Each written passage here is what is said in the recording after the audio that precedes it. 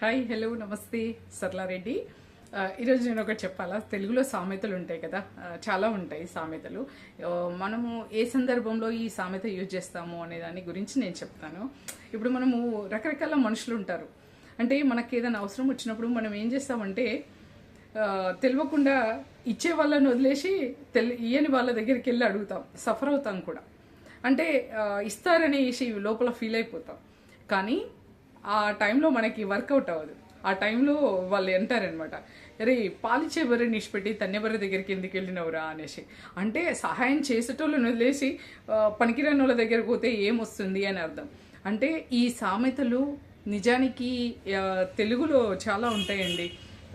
సామెతలు కానీ సూక్తులు కానీ జాతీయాలు కానీ ఉంటాయి. అవి పనికిరానివి కాదు.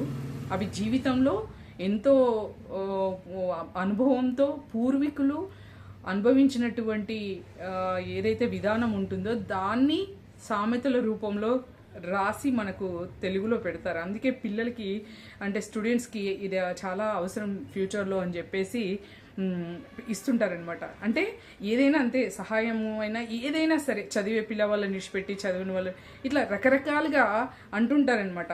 ఆ సందర్భంలో ఇలాంటి సామెతలు యూజ్ చేస్తుంటారు. బాగుంది కదా. Thank you so much. నిజమే కదండి.